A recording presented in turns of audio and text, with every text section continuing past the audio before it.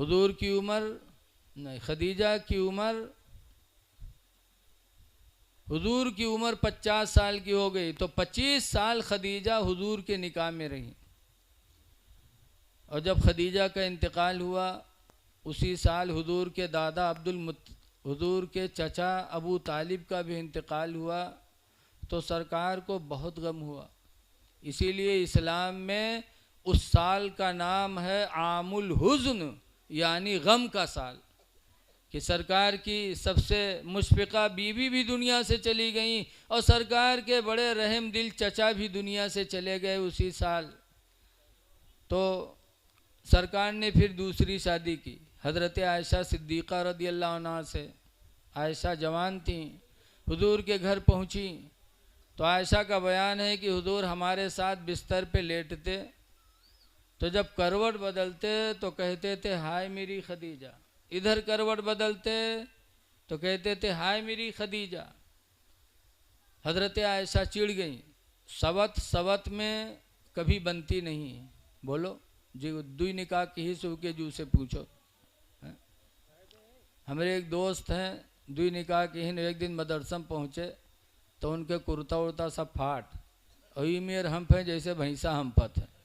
हम लोग कहें का भोजा है न पूछो। आज नहीं की अपनी तरफ खींच रही थी, पुरन की अपनी तरफ खींच रही थी, कुर्ता तक फाट गया, बहुत हालत ख़राब हो गई। सवत में कम बनती है।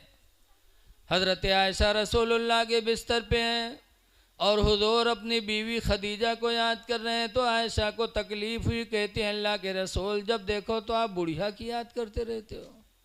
हाय खदीजा, हाय खदीजा, मैं जवान हो के आपके बिस्तर पे लेटी हूँ और आप बुढ़िया की रट लगाए रहते हैं।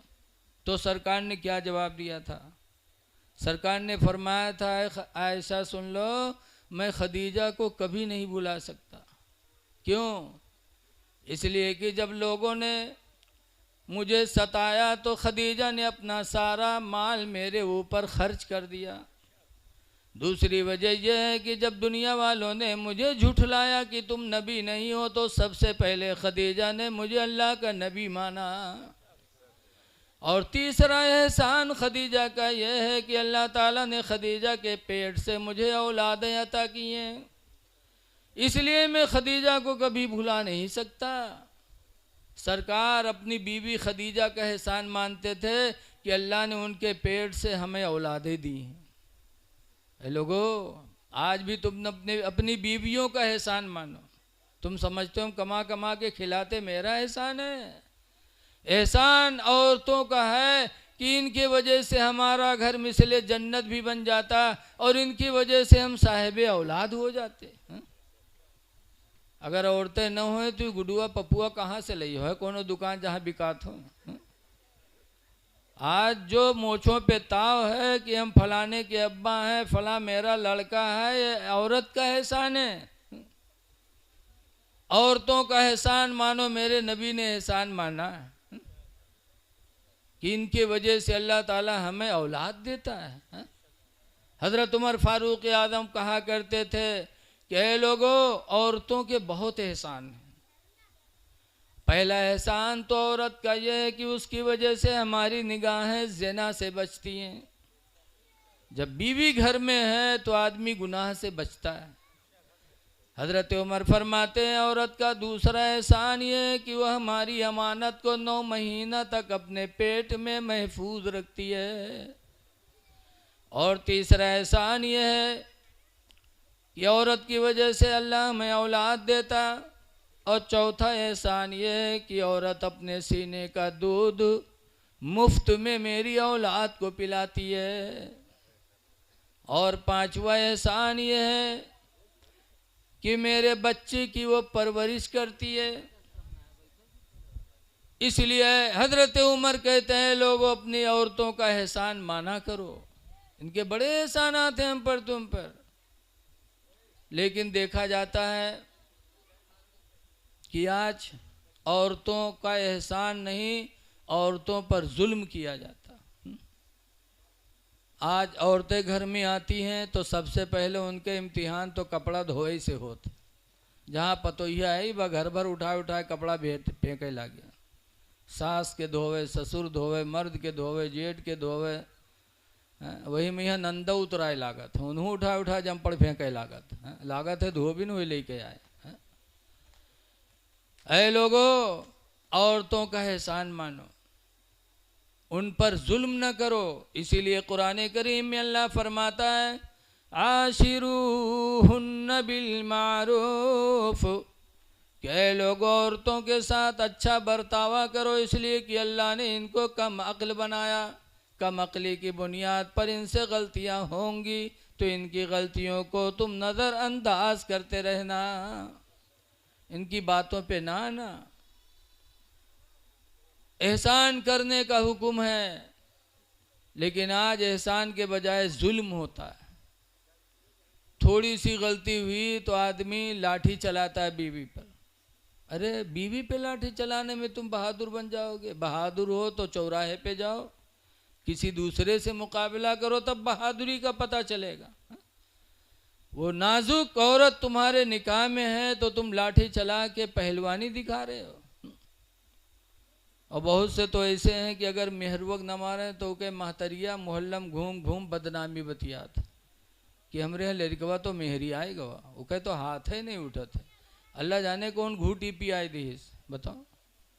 मारना नहीं चाहिए, लेकिन कुछ लोग मारना ही बहादुरी समझते हैं। एक इंसान था, एक नौजवान, उसकी शादी हुई, बीवी आई तो बीवी को मारना शुरू किया। और बीवी के माँ बाप ने बहुत अच्छी तरबियत दे के भेजा था। जब शादी किया था, लड़की घर से शौहर के घर चली थी तो बाप ने वसीयत किया था कि मेरी बेटी, तुम शौहर के घर जा रही हो, अल्लाह अगर ज़िंदगी में खुशी के दिन देगा तो बेटी हर हाल में खुदा का शुक्र अदा करना, और अगर मुसीबत के दिन आएंगे तो बेटी सब्र करना। मरने के बाद ही शौहर के घर से तुमको निकलना है। ये तालीम दे के बाप ने भेजा था, तो शौहर जालिम मिल गया, मार रहा था और वो बेचारी सब्र करती थी, मार खाते सब्र करते ज़िंदगी गुजारती रही। आजकल के लोग अपने बच्चियों को भेजते हैं तो अगर बिटिया रोवे लागी, रोइबे करते बिटिया, जब घर छूटत है तो रोना ही पड़ेगा। तो जब रोती हैं तो बपुआ कहते काहे डराते रे, जा। अगर वो आँखी उठे तो के सारे आँखी फोड़ दे, अगर तनको बोली तो उसका तो सारे कत्ल करा दे, चाहे 10 बीघा बिका जा, जा डराए ना। तो आज बिटिया का पहलवान बनाए पटवत, तो घर जन्नत बनेगा कि वो अखाड़ा बनेगा? कितना अच्छा इंसान था कि अपनी बच्ची को वसीयत कर रहा है, मेरी बेटी शौहर के घर जा रही हो, मुसीबत के दिन भी जिंदगी में आएंगे तो सब्र करना, और खुशी के दिन आएंगे तो खुदा का शुक्र अदा करना। शौहर जालिम मिल गया, मारने लगा, लेकिन मार खाती रही, सब्र करती रही। कुछ दिन गुजारा कि शौहर के मिजाज से वाकिफ़ हो गई, तो जौन में शौहर के मिजाज वही में रुकामो करे लग। अब धीरे धीरे मारपीट बंद हो गई मारपीट। 1 हफ्ता गुजरा, 2 हफ्ता गुजरा, कोनो मारपीट नहीं भे, तो वो परेशान, कहा 2 हफ्ता होगा मारे नहीं पाए, कसके करी। बहुत से लोग नशेड़ी होते हैं, तो जब नहीं मारे के कोई गलती पे तो एक दिन सोचिस कि एक तरीका बचा है मारे। जय मछली ले और मछली ला के घर में रखी, फिर थोड़ी देर बाद जब खाना खाए खातिर बुलाई तो जब बैठबे तो पूछबे यार सब मछली बनाए हैं? अगर कहीं हाँ सब बनाए हैं तो ही कह के मरबे कि सब काहे बना डाले रे, आधा रख दी थी कल का खइबे रे। अगर कहीं नहीं आधा बनाए हैं आधा कल खातिर रखे हैं तो ही कह के मरबे कि आधा रख काहे दिए रे, मछली हुई सड़ जाए कि न सड़ी रे, नुकसान कहाँ से बना ली इस पिलान। और गोवा मछली लेके आओ घर में धई दी। अब खड़ा मुहारे में सोचे कि आज तो मरे ही मारे के, सब बने तो कह के मरबे कि सब काहे बना डाले कल का खेबे।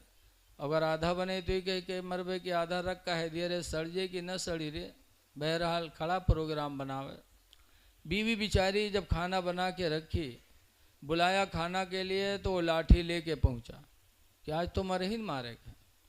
बैठा, बीवी ने खाना रखा, फौरन पूछता है कि सब मछलियाँ बनाए हैं, तो मुँह हले से जैसे हले वो उठाई इस लाठी।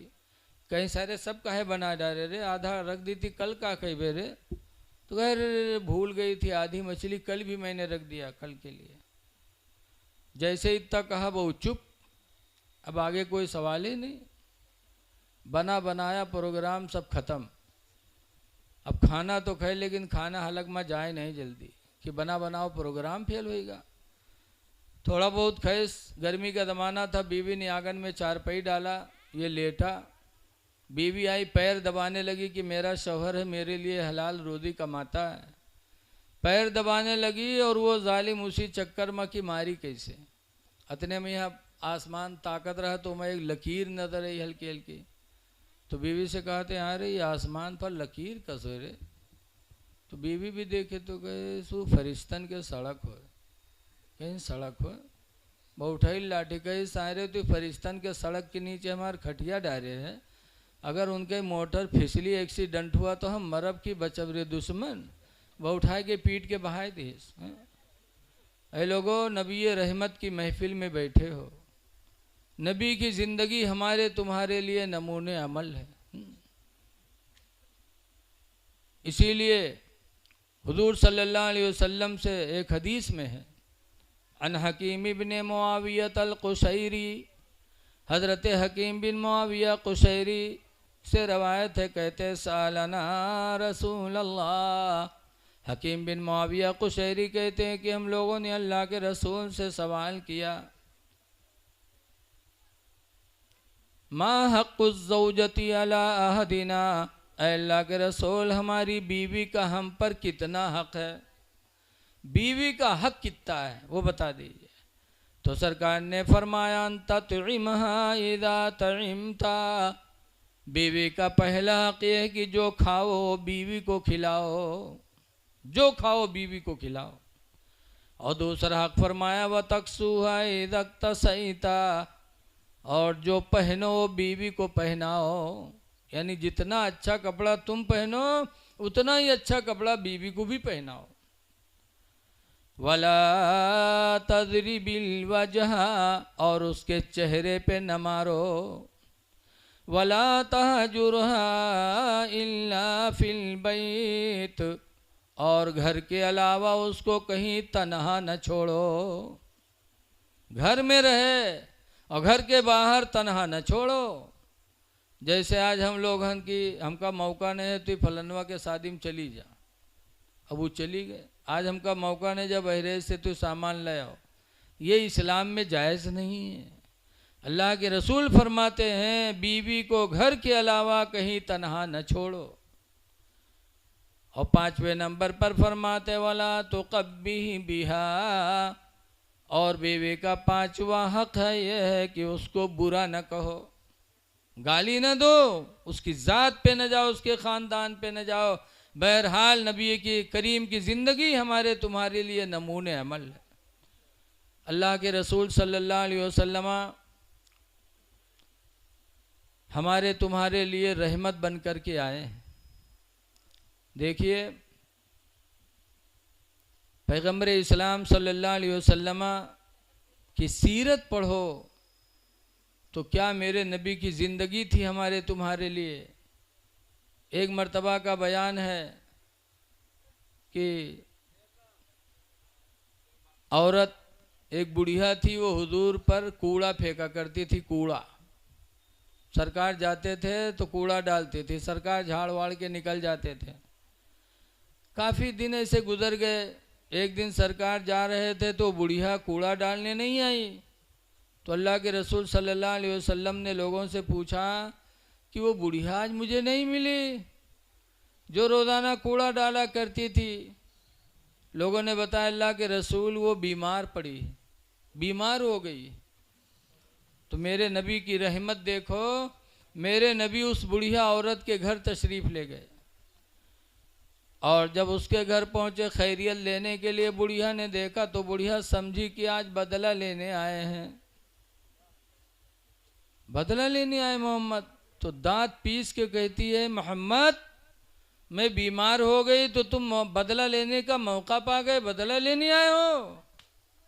अल्लाह के रसूल फरमाते हैं बूढ़ी माँ बदला लेने नहीं आया हूँ, बल्कि इसलिए आया हूँ कि आज तुमने वो मेरे ऊपर कूड़ा नहीं डाला। मैंने लोगों से पूछा बूढ़ी माँ कहाँ है, लोगों ने बताया बीमार है, तो मैं तुम्हारी इयादत के लिए आया हूँ। ऐ बूढ़ी माँ अगर कहो तो मैं रब से दुआ करूँ अल्लाह तुम्हें शिफा दे दे। बुढ़िया ने कहा ऐ मोहम्मद दुआ कर दो। हुजूर ने दुआ मांगी तो अल्लाह ताला ने बुढ़िया को फौरन शिफा अता फरमाया।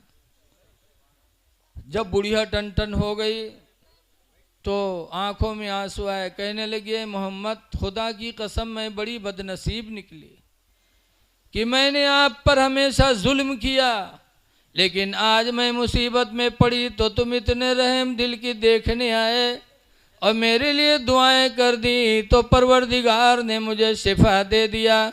ऐ मोहम्मद मुझे यकीन हो गया कि तुम्हारी नबूवत भी सच्ची है, तुम्हारी रिसालत भी सच्ची है। फ़ौरन बुढ़िया ने कलमा पढ़ा, ला इलाहा इल्लल्लाह मुहम्मदुर रसूलुल्लाह सल्लल्लाहु अलैहि वसल्लम। कलमा पढ़ के हुजूर मुसलमान हो गए। ऐ लोगों, इससे पता चला कि अगर कोई हिंदू भी बीमार हो जाए तो उसको देखने जाओ। वो बुढ़िया मुसलमान नहीं थी, नबी की दुश्मना थी, लेकिन अल्लाह के रसूल बूढ़ी औरत को देखने गए। लिहाजा हमारे तुम्हारे माशरे में अगर हिंदू हों तो उनके साथ अच्छा बर्ताव करो, बीमार हो जाएं तो इयादत करो, उनकी मुसीबत में सहारा बन जाओ। ये मेरे नबी ने हमें तुम्हें सबक दिया है। लेकिन आज हम और आप इयादत करने नहीं जाते। मुस्लिम शरीफ की हदीस में है कि क़यामत के दिन एक बंदा रब की बारगाह में हाजिर होगा तो अल्लाह ताला उससे नज़र रहमत मोड़ लेगा, तो उधर जाएगा तो अल्लाह फिर उससे नज़र रहमत मोड़ लेगा, तो कहेगा अल्लाह मैंने हज भी किया, अल्लाह मैंने रोज़े भी रखे, अल्लाह मैंने नमाज़ें भी पढ़ी हैं, तू मुझसे नज़र रहमत मोड़ रहा है। तो अल्लाह फरमाएगा, मुस्लिम शरीफ की हदीस में अल्लाह कहेगा मेरे बंदे मैं बीमार पड़ा था तो मुझे तू देखने नहीं आया। तो बंदा चौंकेगा, कहेगा अल्लाह तू कब बीमार हुआ? बीमार होना तो बंदों की तबीयत में, तू तो खालिक व मालिक है, तू कब बीमार हुआ कि मैं देखने नहीं गया? तो अल्लाह फरमाएगा मेरे बंदे तेरा फला पड़ोसी बीमार था, तू उसे देखने नहीं गया। अगर तू उसे देखने गया होता तो मैं वहाँ मौजूद था, मेरी तेरी मुलाकात हो जाते। पता चला कि जब कोई बीमार होता है तो अल्लाह की रहमत वहाँ जलवागर होती है। इसलिए लोगों, जब कोई बीमार हो तो उसे देखने जाओ, ये भी मेरे नबी की सुन्नत है। और जब देखने जाओ तो क्या कहो? हदीस पाक में उम्मे सलमता कालत काला रसूलुल्लाह, उम्मे सलमा कहते हैं कि अल्लाह के रसूल ने इरशाद फरमाया, इदा हज़रा अहदुकुमुल मरीदा बिल मय्यिता, ऐ मेरे उम्मतियों जब तुम में का कोई किसी मरीज को देखने जाए या किसी मय्यित को देखने जाए, फलयक़ूलू खैरा, तो चाहिए कि वहाँ जाकर अच्छी बोलियाँ बोला करे, अच्छी बोली बोले। बीमार के पास जाए तो कहे अल्लाह इसको शिफा दे दे, और मय्यत के पास जाए तो कहे अल्लाह इसकी मग़फ़िरत फरमा दे। ये दुआ मांगनी चाहिए। क्यों? हदीस पाक में लियन्नल मलाइका, इसलिए कि वहाँ फरिश्ते होते हैं। जब तुम दुआ करते हो तो तुम्हारी दुआओं पर वो फरिश्ते आमीन कहा करते हैं। इसलिए बीमारों के पास जाओ तो दुआ करो या अल्लाह शिफा दे दे, फरिश्ते आमीन कह देंगे तो तुम्हारे भाई का भला हो जाएगा। ऐसे कोई मय्यत हो देखने जाओ तो कोई अल्लाह इस पर रहम कर दे, बख्श दे, फरिश्ते आमीन कह देंगे तो तुम्हारा भाई बख्श दिया जाएगा। जाया करो। लेकिन आज हम लोग तो बीमार को देखने जाते नहीं, और जाओ जाते तो वहाँ ऐसी बोली बोला जाता है कि बजाय ठीक हुई कि और बीमार हुई जाए। जाओ जे अगर कोई बीमार पड़ा देखा जाए तो हाँ ये तो सुखाए गवा। अब बताओ मेरे कहिए तो क्या गम और बाढ़ी कि ना बाढ़ी बताओ। बहुत से मैयत को देखने जाएंगे तो कहेंगे हाँ ये के घर तो बर्बाद हो गया। अरे इससे क्या तुम्हारा फायदा निकला? हाँ? बोलियां अच्छी बोलो। वो तो वैसे जैसे मौलाना बुन्नूर बशीर लिखते हैं कि एक गांव रहा, एक आदमी बीमार हुआ तो गांव भर उसका देखा जाए लगे, लेकिन वही गांव में एक बहिरा रहा है, बहिरा नहीं गा। कैसे हम का करे जे, हम कहबे कुछ और वो कही कुछ, तो नहीं गवा बहिरा। और हफ्ता गुजरेगा वो ठीक है नहीं हुए, गांव वाले आना जाना बराबर रखे थे, तो बहिरा सोची से यार सब जाते हम नहीं जाए थे तो हमारे पड़ोसी दुश्मन बन जाए कि देखो सब देखा जाए लेकिन बहिरवा नहीं आवा, तो ला हमू चले जी। तो गया बहिरा, जब चला तो रास्ते में सोचा कि हम जाएंगे उससे 3 सवाल करेंगे उसके बाद चले आएंगे। पहला सवाल करेंगे कि क्या हाल है, तो कहबे करी हाँ ठीक है। आजकल बहुत चाहे जाता कोई बीमार हो अस्पताल में बोतल चलो तो पहुंच जाओ, देखो पूछो क्या हाल है, तो ये कि हाँ मौसा साहब ठीक है। तो वो कही हाँ ठीक, यही कही कि ठीक है। तो हम कहबे जब कहेंगे क्या हाल है तो कहेगा हाँ ठीक है, तो हम कहेंगे बहुत अच्छी बात है। दूसरा सवाल करेंगे खाते क्या हो, तो बीमार लोग सेब अनार मौसमी यही खाते यहाँ सब बताई, तो हम कहेंगे बहुत अच्छी ग़िज़ा खाते रहो तंदुरुस्त हो जाओगे। तीसरा सवाल करेंगे किस डॉक्टर का इलाज चल रहा है, तो किसी बड़े डॉक्टर यही का नाम बताएगा, तो मैं कहूँगा बहुत अच्छा डॉक्टर, इलाज करते रहो ठीक हो जाओगे। उसके बाद चलाऊँगा। 3 सवाल सोच के बहिरा हुआ पहुँचा और गवाह कहे सलाम वालेकुम। वालेकुम अस्सलाम। फिर पूछा क्या हाल है हो, तो कहे मर रहे हैं और क्या हाल है, तो बहिरा कहते बहुत अच्छी बात है अल्हम्दुलिल्लाह। अब वो बेचारा बीमार तड़प उठा के हाय अल्लाह कहाँ दुश्मन आएगा वह, मैं कह रहा मर रहा हूँ, कहता बहुत अच्छी बात, लेकिन बहिर से क्या मतलब। बहिर फौरन दूसरा सवाल कि इनकी खाते क्या हैं, तो गुस्सा हो इनका रहा है, कहीं जहर खाते हैं और खाते हैं। बहिरा कहते बहुत अच्छी ग़िज़ा खाते रहो तंदुरुस्त हो जाओगे। अब वो और खफा, बहिर से कहाँ मतलब। बहिर ने फौरन तीसरा सवाल किया कि किस डॉक्टर का इलाज चल रहा है, तो गुस्सा हो गया कहे सब कौन डॉक्टर, अब मलकुल मौत ही है कि डॉक्टर ही है। बहिरा कहते बहुत अच्छा डॉक्टर है, इलाज करते रहो ठीक हो जाओगे। ये कह के चला आया। मौलाना बुन्नूर बशीर कहते हैं बहिरा तो खुश था कि मैंने खैरियत पूछी है, मेरा पड़ोसी खुश होगा, लेकिन पड़ोसी बेचारा सोच रहा था या अल्लाह कहाँ का दुश्मन आया जो ज़ख़म में नमक लगा के चला गया। ऐ लोगों, इसी तरह से नमाज है कि जब नमाज पढ़ो तो नमाज का तरीका भी सीख लो, कुरान भी सही हो जाए, हैं? वरना कुरान पढ़ोगे गलत तो बजाय अल्लाह राज़ी के नाराज़ होगा। जैसे है अल्लाह फरमाता है इज़ा जाअ नस्रुल्लाहि, जब अल्लाह की मदद आएगी, वल फत्ह, और अल्लाह की तरफ से कामयाबी आएगी।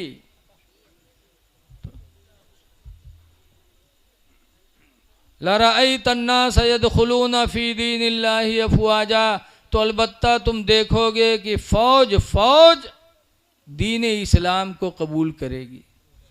ये फ़तह मक्का के टाइम पर नाजिल हुई थी कि जब अल्लाह की मदद मिलेगी तो फ़ौज फ़ौज आकर के इस्लाम को कबूल करेंगे।